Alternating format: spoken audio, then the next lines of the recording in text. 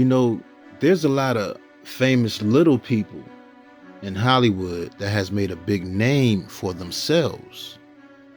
But see, look, but being little in that industry though can limit your work into being just typecast for playing roles as, you know, they get roles like scary little dwarfs, trolls, munchkins, and so on. Always something creepy or something. But also little people will play like little funny roles too, doing something crazy and stupid, or they'll just play like a little kid or something. Look, I remember the movie The Wizard of Oz, right?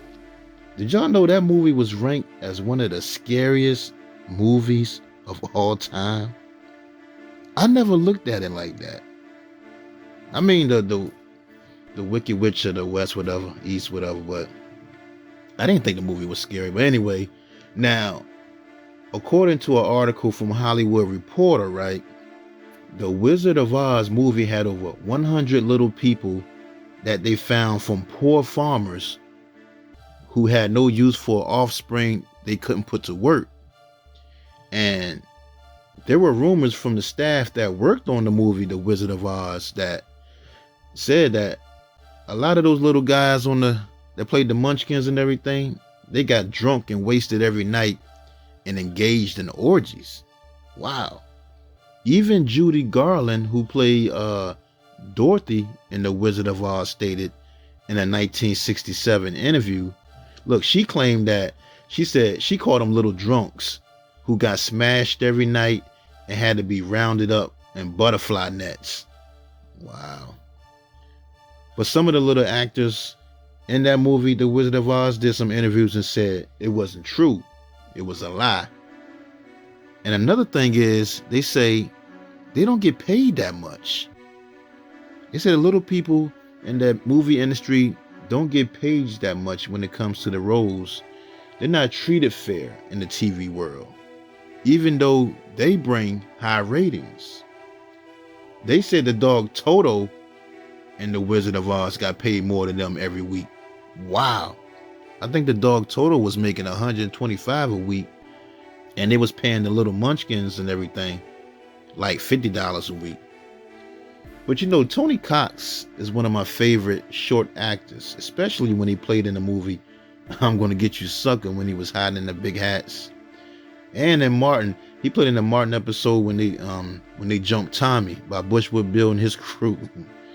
Man, it's one of my favorite episodes right there. But now another short actor who was internationally loved across the world was Verne Troyer, who played the character Mini-Me in the movie Austin Powers. Mike Myers said he was a great physical comedian, a great dancer, just a fantastic guy. Because see, Verne did live his life to the fullest. He had cars he would drive. He had a house with everything made just for him.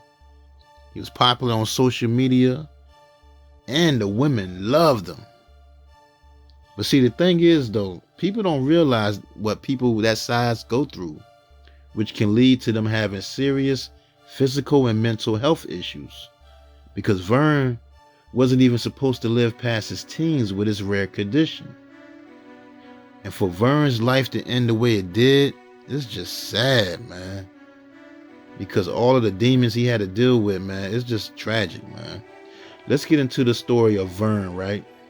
Verne Troyer. Now, Verne Troyer was born on January 1st, 1969 in Sturgis, Michigan. Now, he was the second born out of 3 kids from his parents. And around the age of 1 year old, that's when they discovered he had cartilage hair hypoplasia, better known as CHH, which is a rare genetic disorder that affects the metaphyseal area of the long bone, the wider part at the end, causing lower extremity abnormalities. And the condition is an autosomal recessive disorder, meaning it is passed on to a child by both parents. The defect is caused by a problem with the spherical or rod-shaped parts of a cell called mitochondria. And they say it's hereditary and commonly found in the Amish community. So, the tallest he ever got in height was 2'8", making him one of the shortest men in the world. And to be exact, they say he is the third smallest person in the world. Wow. Now, his big brother and his little sister, they was normal. Everybody else in the family was regular size. Now, his parents were in the Amish faith, and when Verne was an infant, he said he almost died from cradle death when he was found unresponsive in his crib. Now, the story goes with that, right? He said his dad had came home from work, and when he checked up on Verne, he said Verne was all blue, and his whole chest was caved in because he wasn't getting no oxygen. And being Amish at that time, the only transportation they had was a horse and a buggy to get to the hospital, which would have taken forever. So they took Verne's aunt's car instead, which was against their religion and the rules of the Amish community. But they got to the hospital, and the doctor said there was nothing that could be done to save Verne. And that's when his dad took Verne to another hospital, and they put him in an oxygen tent, and he recovered. And after that whole incident, that's when the family ended up leaving the Amish religion faith because of the strict rules and their hypocritical views, according to Verne. So after that whole incident, right, they stayed with a lot of family members in the small area called Centerville. And as Verne got older, his parents never treated him any different from his brother and his sisters. And they made him do things they all had to do, which Verne said made him stronger and confident in himself. I mean, he did everything they did, like haul, carry wood. He had to feed the farm animals, cows, pigs, and everything, because being Amish, they had no electricity, no TV, no radio, no nothing. Wow, that's crazy. Now, when it came to school, right, Verne said he really didn't have any problems in school, except one time some kid called him the M word. The kid called him the M word, a midget. And Verne said he punched him in the face and gave him a bloody nose. But he said far as school was cool because he was so popular because of his size. And he said he used to play pranks on people, and he said he also was on a wrestling team with his brother. Wow. And look, Verne also said he was the prom king and his date was the prom queen of the school. Now, also around that time, right, he started doing things for the first time, like playing video games and going to the movies. And that's when he saw the movie Willow. And he fell in love with that movie to the point that if those little people can make it in showbiz, Verne say he could make it too. He was inspired by that. Man, I used to love the movie Willow, man. I probably seen that movie about 50 times back in the day. But anyway, look now. After graduating high school, he ended up moving to Texas to stay with his brother, which was kind of like a culture shock coming from the Amish community. So once he got to Texas, he got himself a job at a candy wrapping factory, and he also worked at Sprint as a customer service operator. And he bought a house, but he still wanted to pursue acting. But here's the crazy part though, right? He never tried out or went to an audition for a role in the beginning because it was a company called Little People of America, which is a nonprofit organization which provides support, resources, and information to individuals with dwarfism and their families, and it was founded by actor Billy Barty.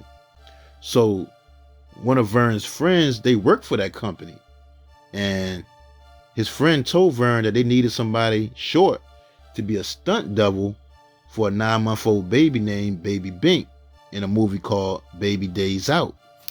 And Verne took the job and got to Hollywood. They flew him out to Hollywood, and they loved him, man.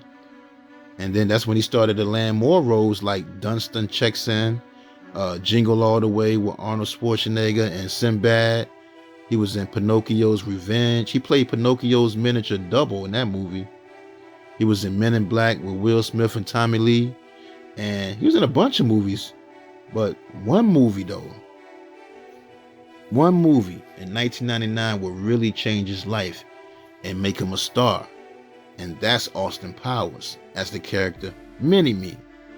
Now, Mike Myers, who played Dr. Evil, said at first the Mini-Me role was just a prop in the movie or whatever, but Verne did such a good job and impressed him that they started to write more stuff for him to do in the movie because he didn't have no lines in the movie.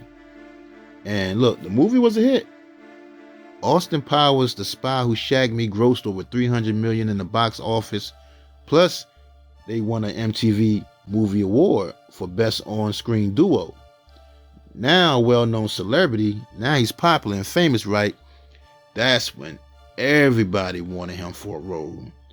He was in the movie How the Grinch Stole Christmas with Jim Carrey, which did over $300 million in the box office. In 2001, he was the original Grip Hook in the movie Harry Potter and the Sorcerer's Stone, which grossed over $1 billion in the box office. Wow, that Harry Potter series, man, they done made some money with that.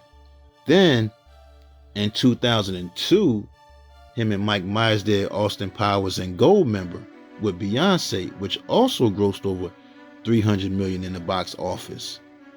And that same year, right, he ended up meeting his girlfriend, 6'2" Playboy model Genevieve Gallen, at Hugh Hefner's Playboy Mansion in Los Angeles.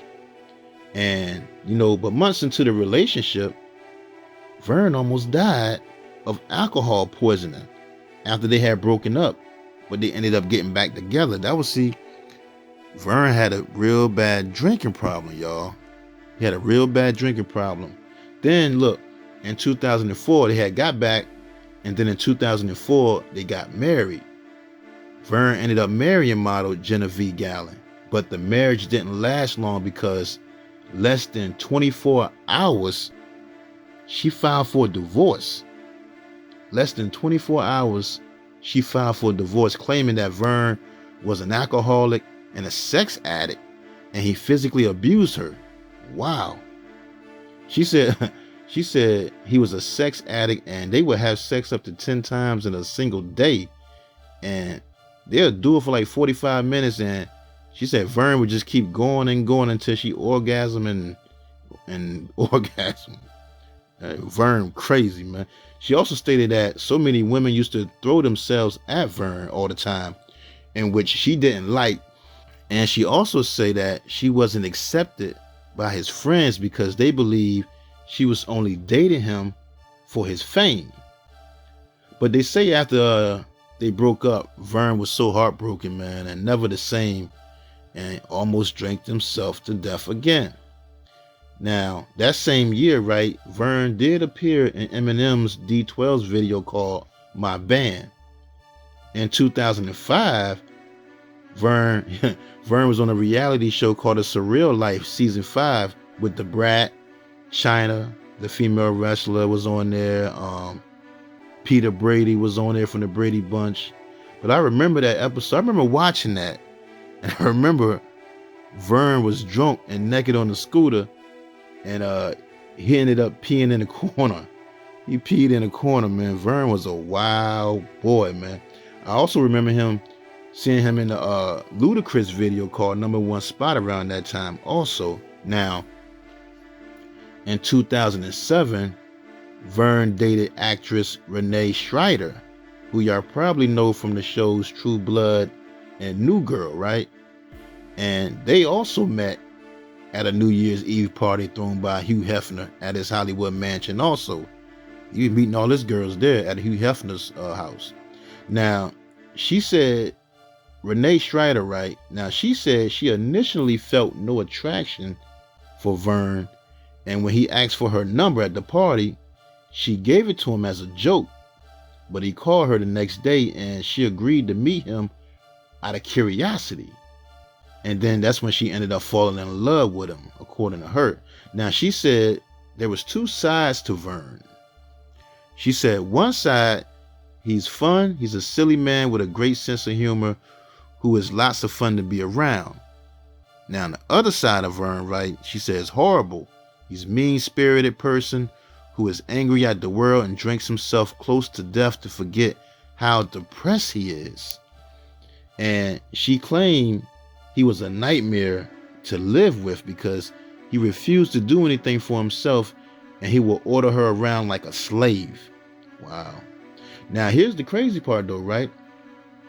They say her and Verne had made a 50-minute sex tape that hit the internet back in 2008.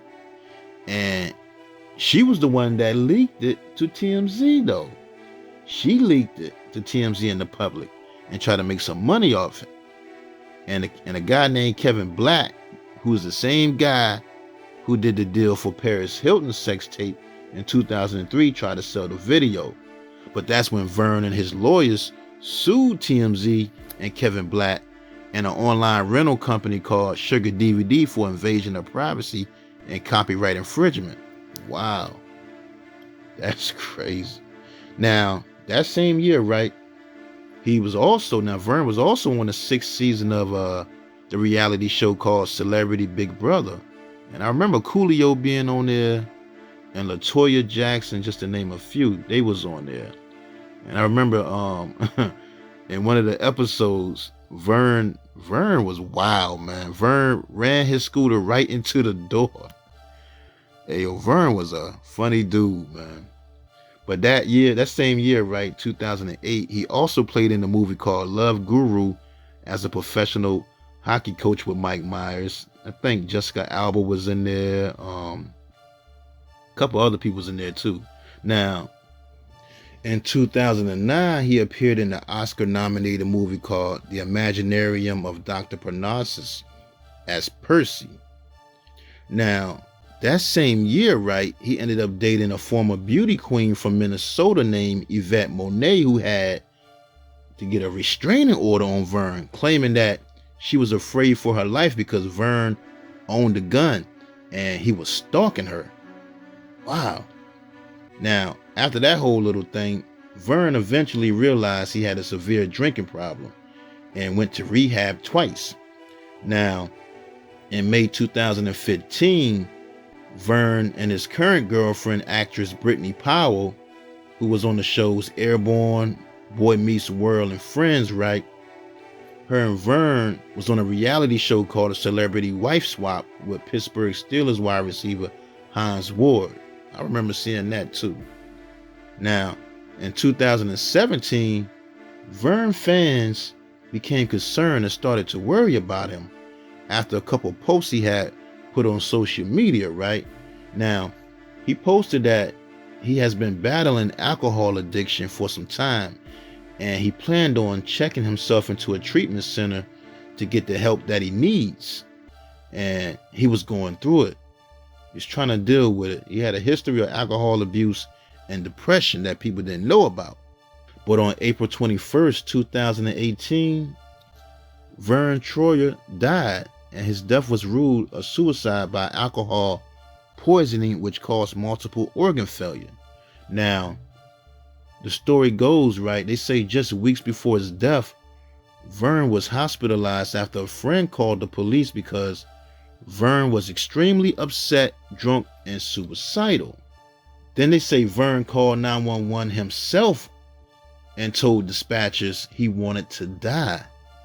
And he was transported to the hospital where he was treated for possible alcohol overdose. And they say his system contained 3 times the alcohol limit for driving. And they also said that when he arrived to the emergency room, Verne told them that he wanted to die. Sad, man. So look, they placed him on a 72-hour involuntary psychiatric hold, classified for patients who might harm themselves or others, right? But his internal organs started to fail and they had to put him on life support. And he wasn't getting no better. He wasn't getting better. He wasn't showing no improvement. It just got worse to the point of no recovery. So sadly, man, his family had to make the tough decision to take him off life support. And he passed away.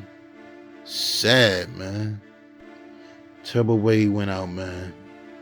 You know, they say with the condition he had, he wasn't supposed to live past his teens, but he beat the odds, man. He beat the odds. You know, Verne had depression real bad, they say, man. It was pretty bad. Plus, he was extremely self-conscious about his size. And he wanted to die. They say he wanted to die, man. You know, a lot of women he dated said that he would drink himself almost to death. And with his small body frame, it didn't take much for him to get drunk either, probably. Sad way to go, man. Truly be missed, man. He was 49 years old. Rest in peace, Verne Troyer.